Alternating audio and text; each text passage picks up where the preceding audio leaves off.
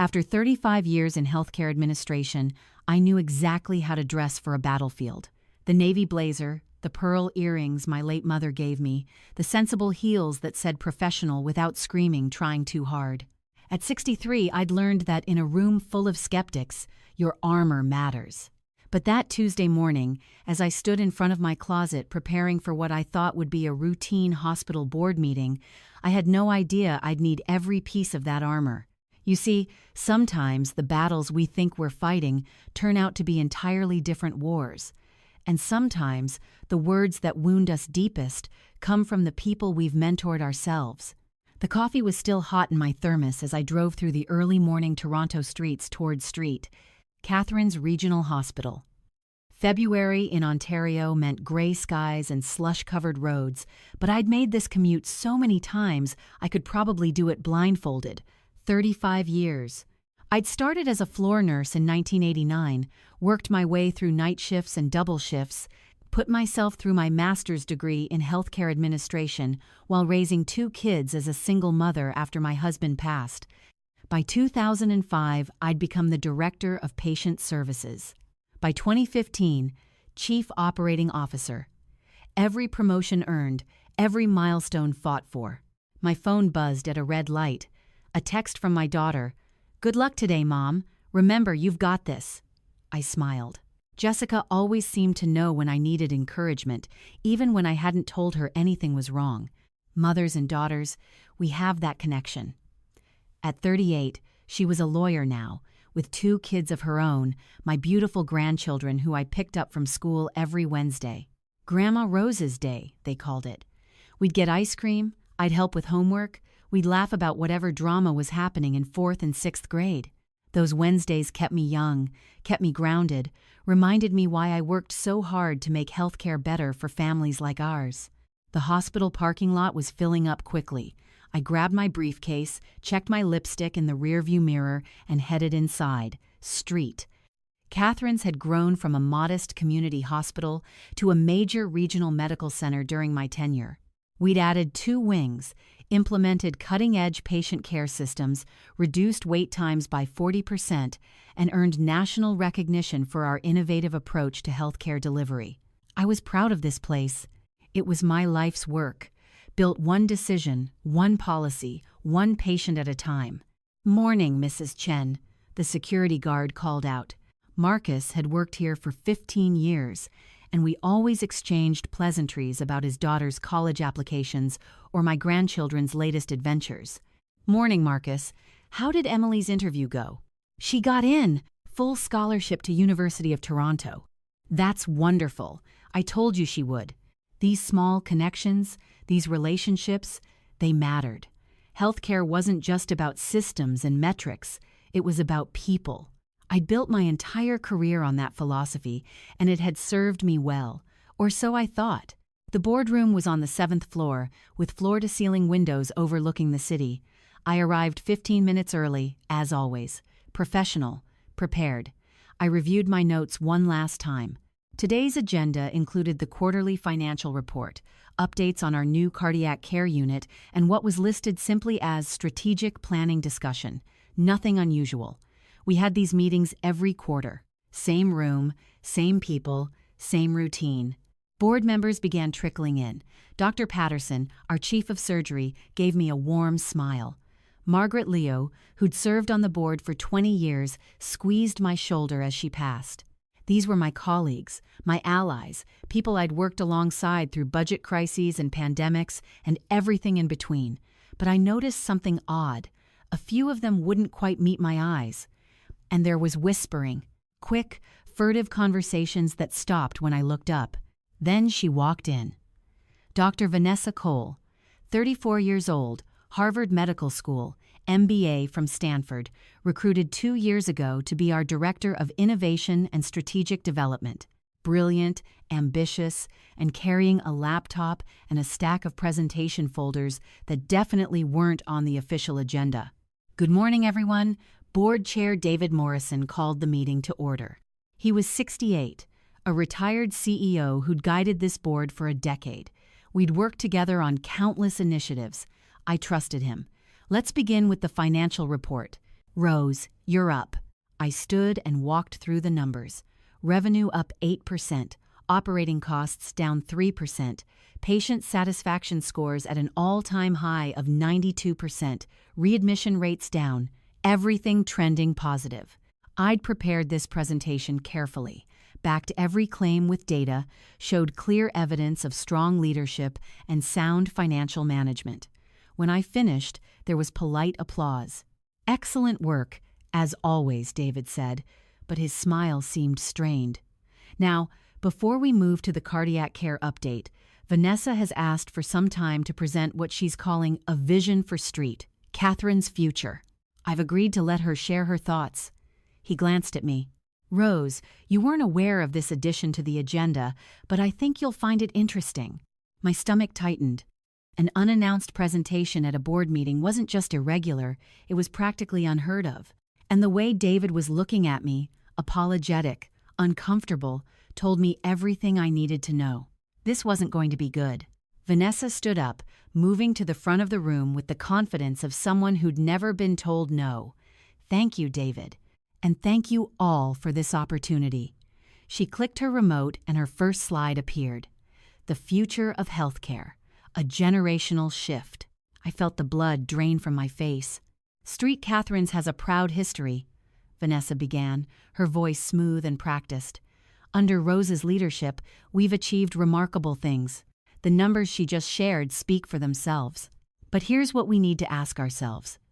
Are we positioned for the next 35 years? Or are we still operating with the mindset of the last 35? She clicked to the next slide. It showed demographic data, charts about aging populations, statistics about healthcare leadership. The average age of hospital administrators in Canada is 58. The average age of our patient population is 36 and dropping. We're being led by a generation that, frankly, doesn't fully understand the healthcare needs and expectations of millennials and Gen Z. I sat frozen, my hands gripping the edge of the table. Was she seriously doing this? In front of the entire board? "Don't get me wrong," Vanessa continued, and now she looked directly at me with what I'm sure she thought was a respectful expression. "Rose has been an incredible asset to this hospital. Her dedication is unmatched. Her experience is valuable. But experience can also become a liability when the world changes faster than our leadership can adapt." Margaret Liu shifted uncomfortably in her seat. Dr. Patterson frowned, but no one said anything. They were all just listening, watching, waiting to see where this was going. "I've spent the last 6 months conducting what I call an innovation audit of our systems," Vanessa said. Click. A new slide showing various hospital departments. "And what I've found is that we're falling behind. Our patient portal is outdated compared to what other hospitals offer. Our telemedicine capabilities are basic at best. We're not leveraging AI for diagnostic support. We're not using predictive analytics for resource allocation. We're running a 21st century hospital with late 20th century thinking." Now I felt anger starting to burn through the shock. Late 20th century thinking? I had implemented our current patient portal system. I had pushed for telemedicine integration before COVID-19 made it mandatory. I had hired Vanessa specifically to help us explore AI applications in healthcare. "What I'm proposing," Vanessa said, and this slide made my blood run cold, is a leadership transition plan. Rose has given us 35 extraordinary years. She's earned her rest. She should be spending time with her grandchildren, not working 70-hour weeks trying to keep up with technological change she didn't grow up with." There it was, wrapped in respectful language, dressed up as concern for my well-being, but the message was clear. You're old, you're obsolete, it's time to go. "I believe what Street Catherine's needs," Vanessa continued, building to her big finish, "is fresh leadership, a digital native perspective.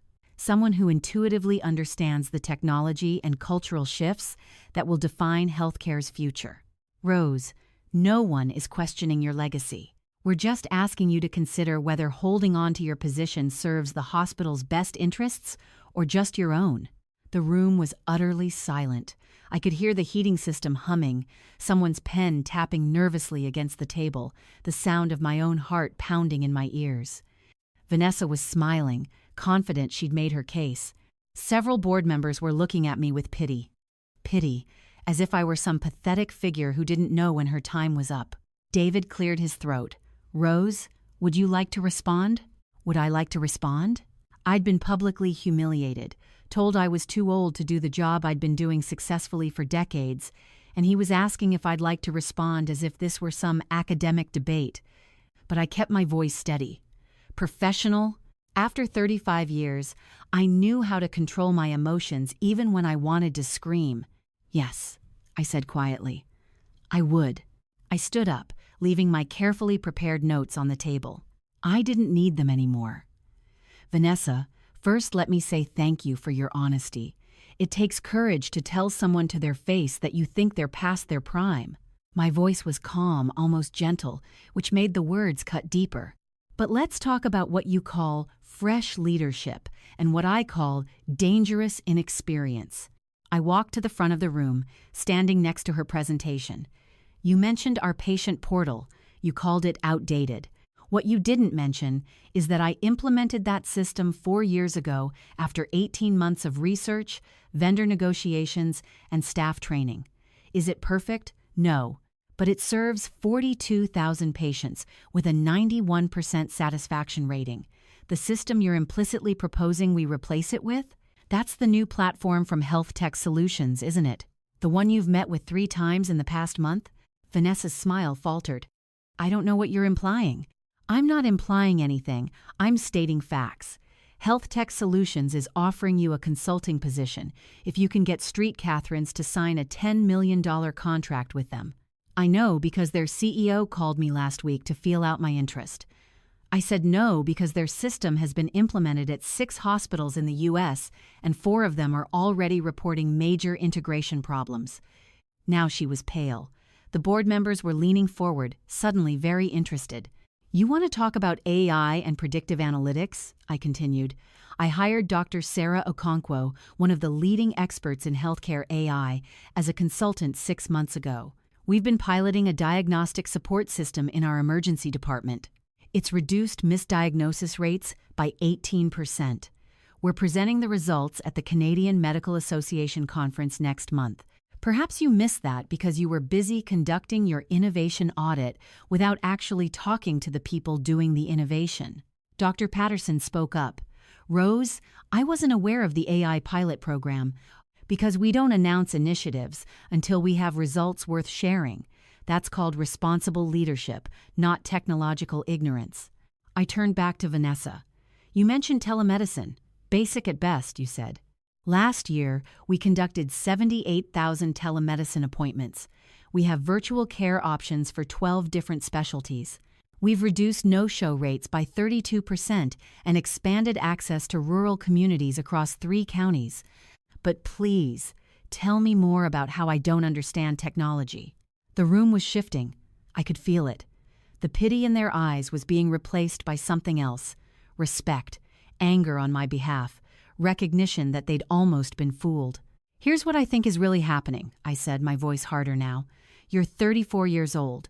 You're brilliant, well-educated, and deeply ambitious. All admirable qualities. But you've decided that anyone over 60 is automatically an obstacle to progress. You've dressed up age discrimination in the language of innovation. You've assumed that because I'm a grandmother, I must not understand technology. That because I started my career before cell phones existed, I can't possibly navigate the digital age." I walked back to my seat but remained standing. "Let me tell you something about my generation, Vanessa. We didn't grow up with technology. We invented it. We learned to adapt to change because we lived through more change than you can imagine. I started my career using paper charts and carbon copies. I learned electronic medical records. I learned hospital management software. I learned data analytics and quality improvement methodologies and every other system that came along because that's what leaders do. We learn, we adapt, we grow." Margaret Liu was nodding. Several other board members were too. "You want to know about understanding the next generation?" I continued. "My grandchildren are 10 and 12. Every Wednesday, I pick them up from school. We don't just get ice cream and chat. My grandson teaches me about his coding class." My granddaughter explains TikTok trends to me. I listen. I learn. I stay connected to the world they're growing up in because that's part of being a good leader and a good grandmother. You don't get to assume I'm out of touch just because I was born in a different decade. Vanessa tried to interrupt. Rose, I never said. Let me finish. My voice cracked like a whip, and she went silent. You said holding on to my position might serve my interests instead of the hospital's. Let's examine that. Under my leadership, this hospital's revenue has increased by $120 million. We've expanded services to underserved communities. We've maintained top-tier accreditation. We've weathered a global pandemic that broke other hospitals. We've won awards for patient care, for workplace culture, for innovation. Yes, innovation. Because I've hired people like you to bring fresh perspectives. But I've also provided the wisdom and experience to determine which fresh perspectives are actually good ideas and which are just flashy proposals that will waste millions of dollars and damage patient care. I pulled out my phone, something I never did in board meetings, and pulled up an email. This morning, I received notification that Street Catherine's has been shortlisted for the Excellence in Healthcare Leadership Award from the Canadian Hospital Association. We're one of 5 hospitals in the entire country nominated. The nomination specifically cited our balance of traditional values and innovative approaches. Our ability to combine experienced leadership with emerging technologies. Do you know what the citation said? It said Street Catherine's represents the ideal model of generational collaboration in healthcare administration. David Morrison was reading something on his own tablet. Rose, I'm looking at this nomination. I wasn't even aware we were under consideration. Because I don't lead for awards and recognition, I lead for results. I looked at each board member in turn. But since we're apparently evaluating my fitness for this position, let's look at those results. Since I became COO 8 years ago, patient mortality rates are down 23%, surgical complication rates down 15%, healthcare-associated infection rates down 41%. Staff retention up 19%. Those aren't vanity metrics. Those are human lives saved, families kept whole, healthcare workers who love their jobs and stay to serve this community. Now I turn to Vanessa again, and I let her see the anger I'd been holding back. You want to talk about generational understanding? I've mentored 17 young administrators over my career. 3 of them are COOs at other hospitals now. 2 are CEOs. I wrote recommendation letters for your Stanford MBA application, Vanessa. I hired you when you had 1 year of work experience and a head full of theories but no practical knowledge of how hospitals actually function. I gave you opportunities to lead projects, to make mistakes and learn from them, to build your career. And this is how you repay that mentorship? By trying to publicly push me into retirement so you can take my job? I never said I wanted your position, she protested weakly. You didn't have to say it, but let me be very clear about something. I leaned forward, my hands flat on the table. I'm not ready to retire. I'm not holding on to this position out of ego or fear. I'm here because I'm still the best person for this job. I have the experience, the knowledge, the relationships, and yes, the energy to lead this hospital. I work 70-hour weeks not because I'm trying to keep up with change I don't understand, but because this is a demanding job that requires dedication. And I give it that dedication because I care about this institution and everyone it serves. The room was electrified now. Dr. Patterson was openly glaring at Vanessa. Margaret Liu looked furious. Even David Morrison, who'd allowed this ambush to happen, seemed embarrassed. Here's what I propose instead of Vanessa's leadership transition plan, I said. I'll stay as COO for at least 5 more years. During that time, I'll continue to mentor young leaders, including Vanessa if she's interested in learning rather than undermining. We'll continue to balance innovation with stability, new technologies with proven practices. We'll leverage the strengths of every generation represented in this hospital's leadership, because that's what good organizations do. They don't discard wisdom in pursuit of novelty. They don't confuse age with obsolescence. They don't let ambitious young people push out capable older leaders just because they think youth equals progress. I sat down, my heart racing but my expression calm. Oh, and one more thing. Vanessa, your presentation cited demographic data about our patient population getting younger, but you got the numbers wrong. The average age of our patient population is 42, not 36. It's increasing, not dropping, because of aging demographics across Canada. If you're going to use data to make your case, at least make sure the data is accurate. That's something my late 20th century thinking taught me. Facts matter. The silence that followed was deafening. Vanessa was staring at her laptop screen, her face flushed red. Some board members were making notes. Others were just staring at me with what looked like newfound respect. Finally, David spoke. I think we need to table this discussion and reconvene in a closed session to discuss hospital leadership structure. Rose, Vanessa, if you could both excuse us. I gathered my materials with steady hands and walked out of that boardroom with my head high. But the moment I reached my office, the moment I closed the door behind me, I had to sit down because my legs were shaking. 35 years. I'd given this hospital 35 years of my life, and someone I'd mentored had just tried to force me out by exploiting age bias.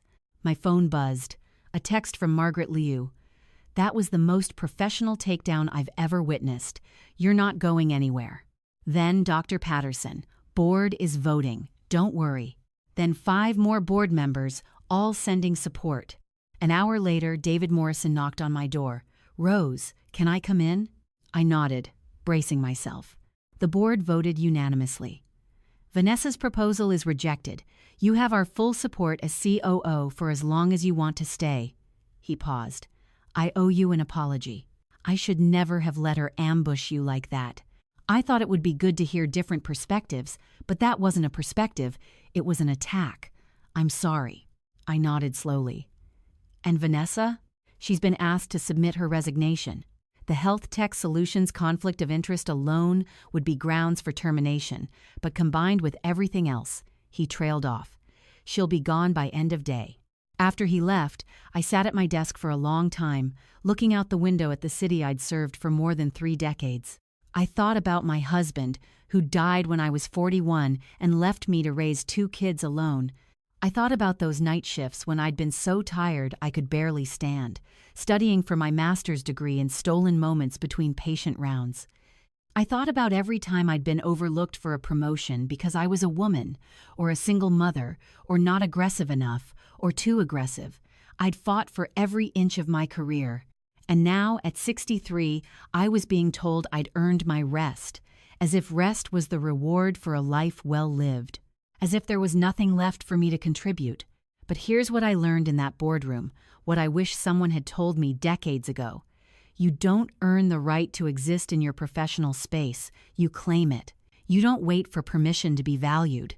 You demonstrate your value and refuse to let anyone diminish it. And most importantly, you don't let anyone define your worth based on their narrow assumptions about who you should be at any particular age.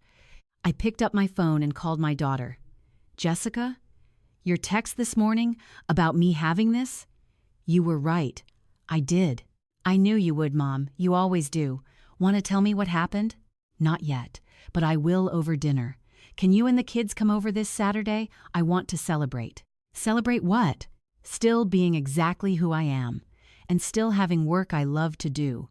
That evening, I drove home through those same gray Toronto streets, but everything felt different, lighter, clearer. I thought about my grandchildren and how I'd tell them this story someday when they were older. I'd tell them that age is not a limitation, it's a credential. Every year you survive, every challenge you overcome, every lesson you learn, it all adds up to wisdom that no amount of education or ambition can replace. I'd tell them that the world will try to put you in boxes, tell you what you should be doing at 25 or 45 or 65. People will make assumptions about your capabilities based on your age, your gender, your appearance, your background, and your job isn't to convince them they're wrong. Your job is to prove it through your actions, your results, your unwavering commitment to excellence. I'd tell them that mentoring young people doesn't mean diminishing yourself. It doesn't mean stepping aside so they can have a turn. It means standing beside them, showing them the path while also learning from their fresh perspectives. Real mentorship is reciprocal. It's generational collaboration, not generational replacement. Most of all, I tell them this: you take up exactly the space you deserve, not the space others think you should occupy based on their biases and assumptions. Not the space that feels safe or comfortable or easy. The space you deserve. The space you've earned through your work, your dedication, your refusal to accept anything less than your full potential. And you deserve that space whether you're 25 or 65 or 95, whether you're just starting your career or at the peak of it, or continuing long past when others think you should stop. Because human value isn't something that expires. Professional worth isn't something that diminishes with age. And leadership isn't defined by how digitally native you are or how many trendy management theories you can cite. Leadership is defined by results, by integrity, by the courage to stand up when you're being pushed out unjustly, by the wisdom to know when to fight and how to fight effectively, by the commitment to keep learning, keep growing, keep adapting, no matter how many years you've already invested in your craft. The next morning, I was back at my desk by 7 a.m., reviewing plans for the cardiac care unit expansion.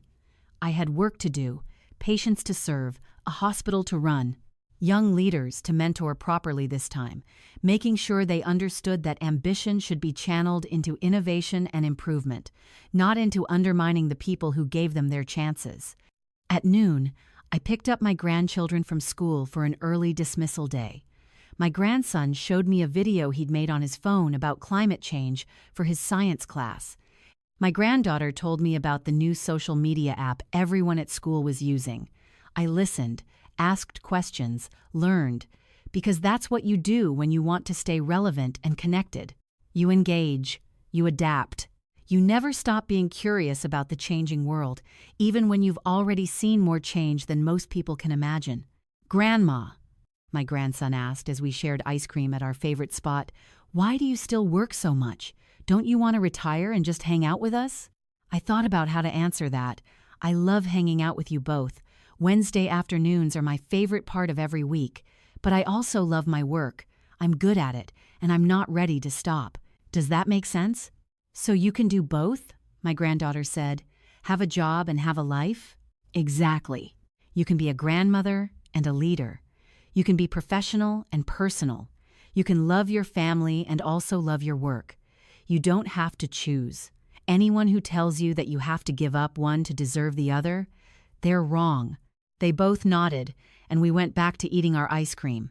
Simple moment. Ordinary Wednesday. But in that moment, I knew I'd made the right choice. Fighting for my position wasn't about ego or fear of retirement. It was about refusing to let anyone else decide when my value expired. 2 weeks later, the board meeting reconvened for our regular quarterly session. New Director of Innovation position posted, "Interview process beginning." I'd be part of the selection committee, naturally. This time, we'd find someone who understood that innovation builds on foundation, doesn't demolish it, someone who could bring fresh ideas without dismissing institutional knowledge. Someone who valued collaboration across generations instead of seeing age as an automatic disqualification. As I presented the cardiac care unit updates, I noticed something different in the room. More attention, more respect, more recognition that experience isn't a liability, it's an asset. That the person who's been doing something for 35 years might actually know what they're talking about. After the meeting, several board members approached me. They wanted my input on long-term strategic planning. They wanted to know how we could better leverage my knowledge while also preparing for future leadership transitions, real ones, not forced ones. They wanted to understand how to build an organization that valued all generations equally. And that's when I realized the real lesson from that horrible Tuesday morning 2 weeks ago. Vanessa's attack hadn't diminished me, it had clarified my value. It had forced me to articulate what I brought to this position, not just to others, but to myself. It had reminded me why I'd stayed in healthcare for 35 years, despite the long hours and difficult decisions and constant challenges. I stayed because I was good at it, because I made a difference, because patients received better care, staff had better working conditions, and the community had better health outcomes because of decisions I made. And those things would still be true whether I was 43 or 63 or 83. So here's what I want every person reading this to understand. Whether you're just starting your career or wondering if it's time to step aside, your value isn't determined by your age. Your contribution isn't limited by how many years you've been alive. Your worth isn't diminished because younger people with newer degrees think they know better. You have earned your space. You have proven your capabilities. You have demonstrated your value. And anyone who tries to push you out based on age isn't concerned about progress or innovation. They're concerned about their own advancement and willing to use discrimination to get it. Stand your ground. Know your worth. Document your achievements. Be ready to defend your position with facts and data and evidence of your continued excellence. Don't let anyone wrap age discrimination in respectful language and present it as if they're doing you a favor. And if you're a young professional reading this, hear me clearly. Ambition is wonderful. Fresh perspectives are valuable. New ideas should always be welcomed. But never, ever assume that age equals obsolescence.